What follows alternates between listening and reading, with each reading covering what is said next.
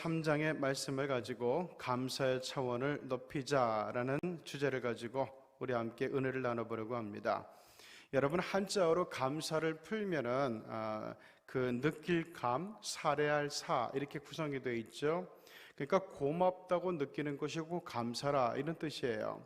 자, 그런데 영어를 보면은 그 thank 그리고 이게 생각한다는 그 감사한다는 thank 그리고 그 생각한다는 think 이게 같은 어원에서 출발을 해요. 그러니까 이 뜻이 참 기가 막히죠. 고맙다고 생각하는 것이 곧 감사라는 거예요.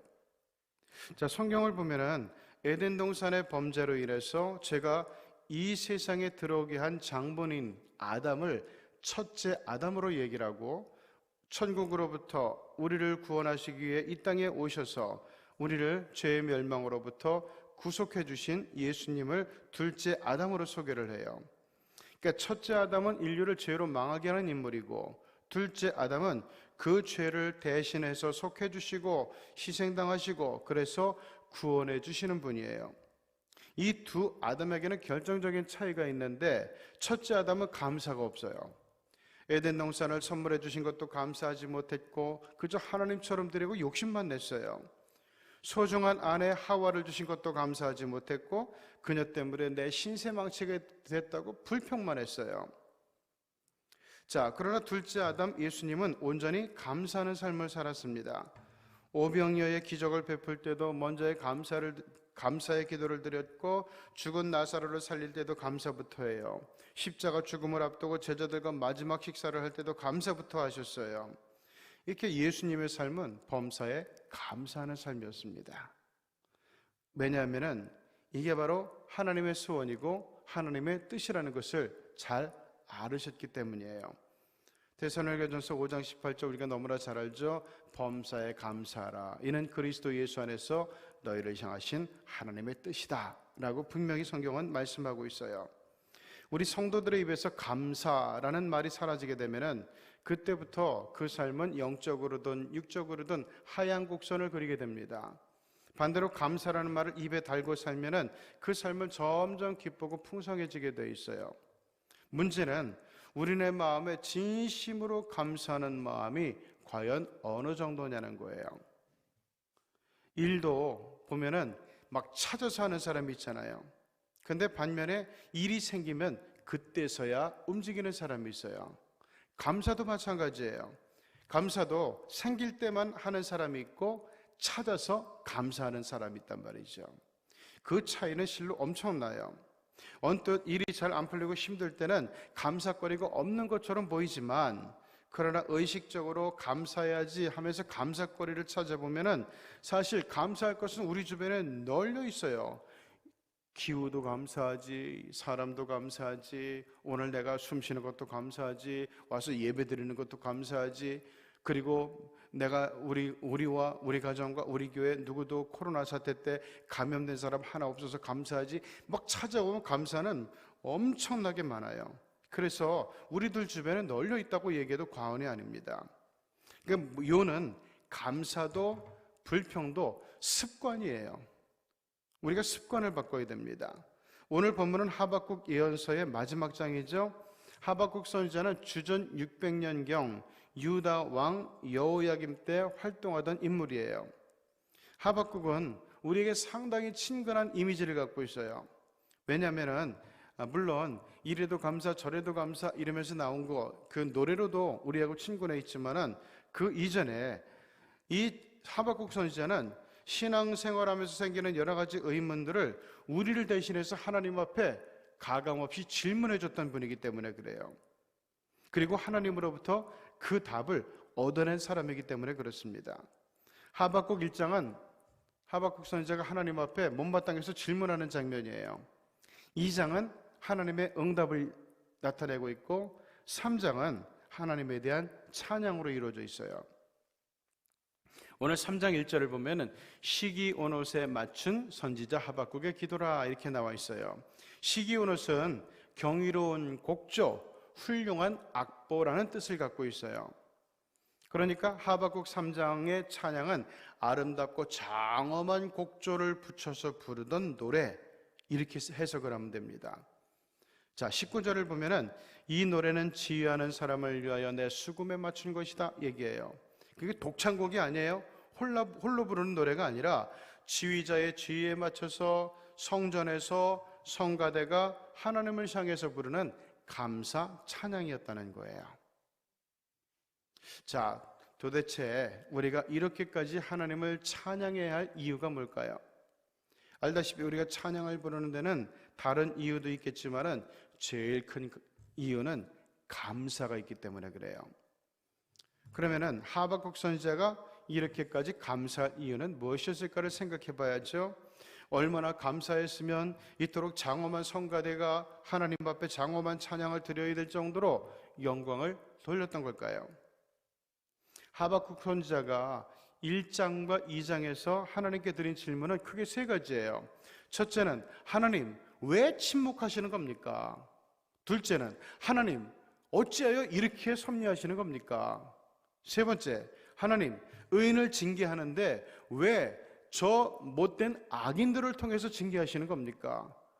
이 세 가지가 하나님 앞에 하는 질문이었어요.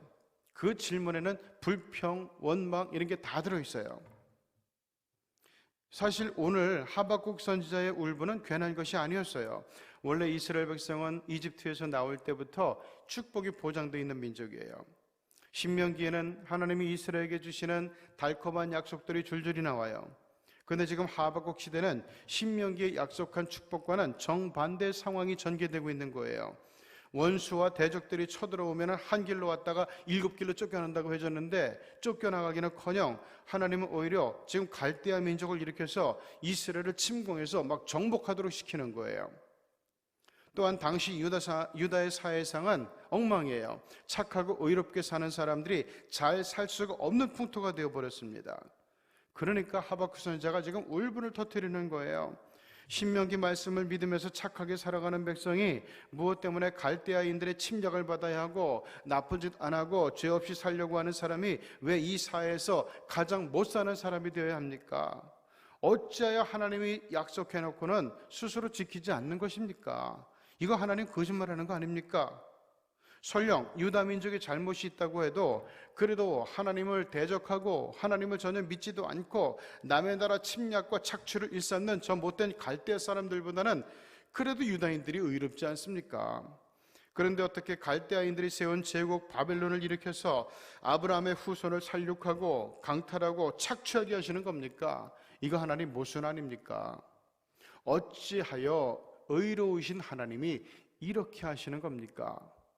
하박국은 이해가 안 됐어요.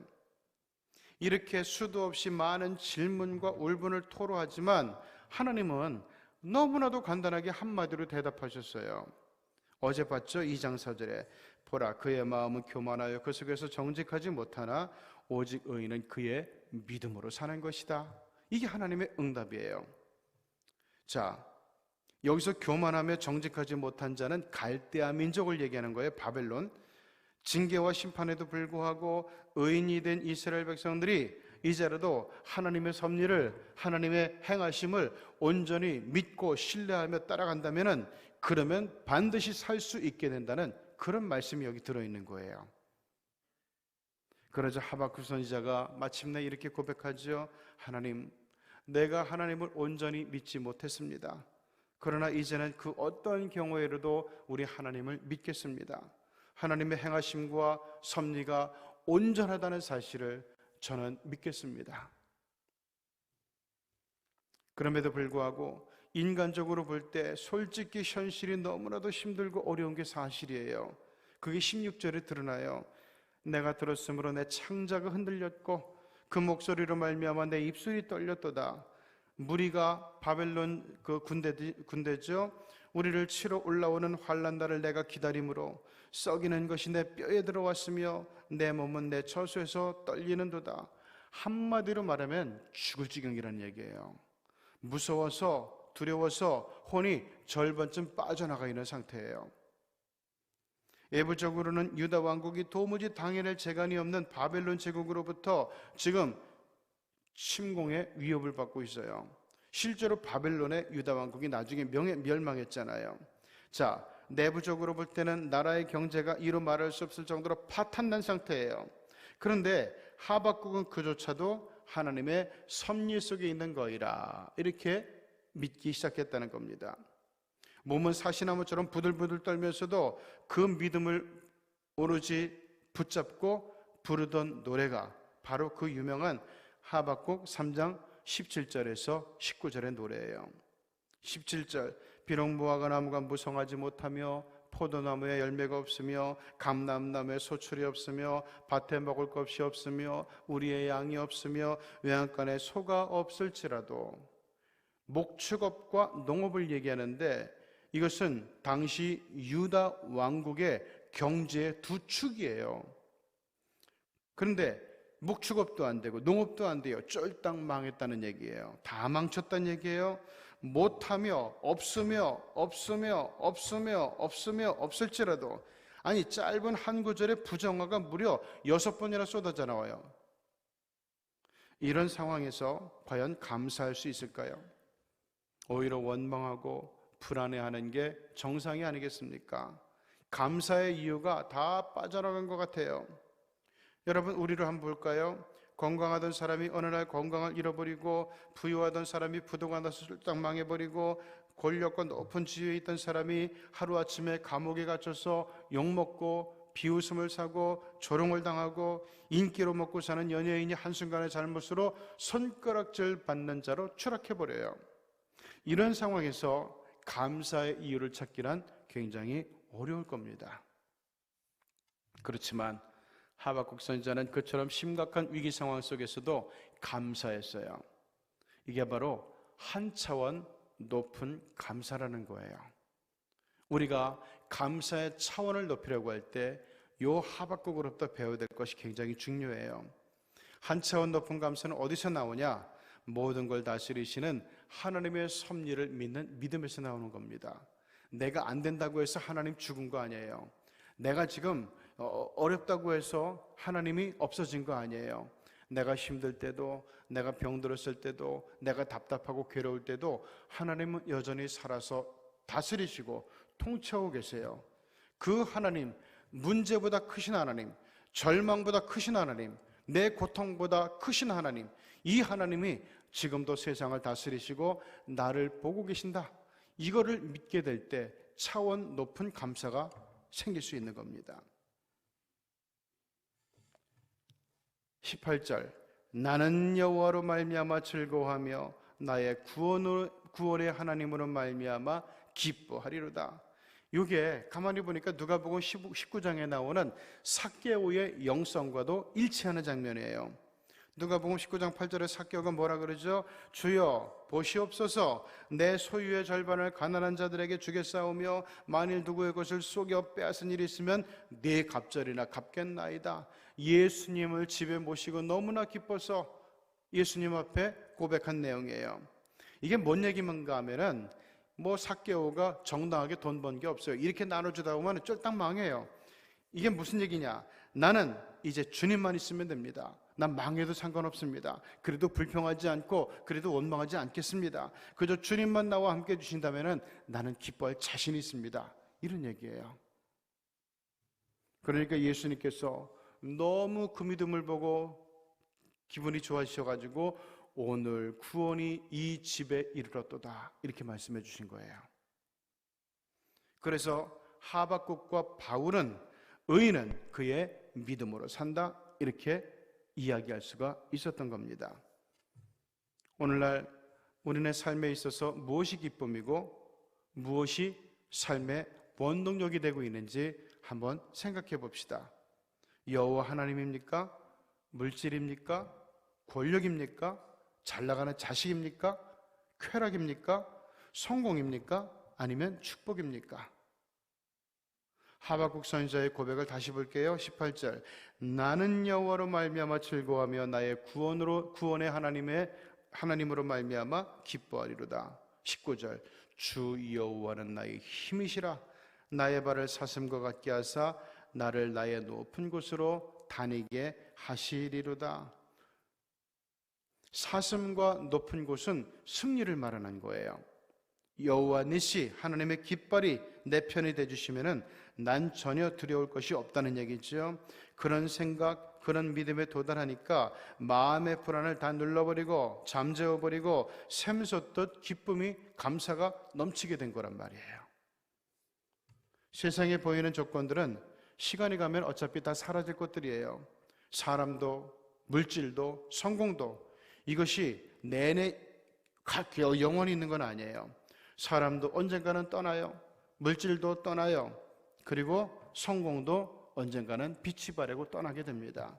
그런 것들이 인생의 기쁨이 되고 감사와 찬양의 조건이 된다면 무조건 실망할 수밖에 없고 무조건 불행해질 수밖에 없는 거예요.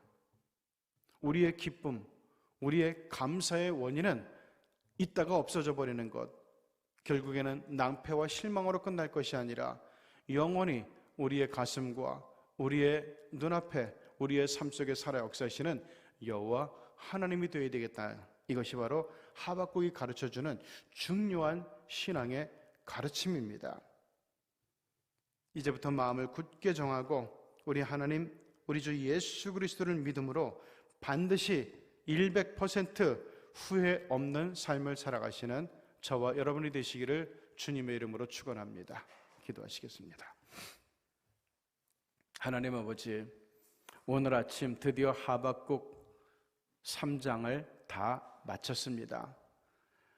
하박국 선지자의 기도를 보고, 하박국 선지자의 몸부림을 보고, 하박국 선지자의 울분을 보고, 하박국 선지자의 하나님 이 회의와 절망을 우리가 다 보았습니다. 정말 하박국 선지자의 울분과 실망과 분노가 이해되고 있습니다. 그럼에도 불구하고 하박국 선지자가 하나님 앞에 울분을 토로했을 때 하나님께서 의인은 믿음으로 사는 거야, 이 한마디 속에 담긴 의미와 뜻을 하박국 선지자가 온전히 깨닫고, 그러면 나는 이제부터 하나님만 믿겠습니다. 나는 하나님 안에서 감사하면서 하나님 앞에서 기뻐하면서 하나님께서 내게 펼쳐주실 그 일들을 기대하며 신나게 살아가겠습니다. 고백을 했습니다. 여기서 한 차원 높은 감사의 삶이 펼쳐졌습니다. 하나님 아버지, 하박국에게는 아직 기쁜 일과 감사한 일이 눈앞에 펼쳐지진 않았습니다. 그러나 내다보고 기뻐했고, 내다보고 기뻐하기로 결심했고, 감사하기로 결심했습니다.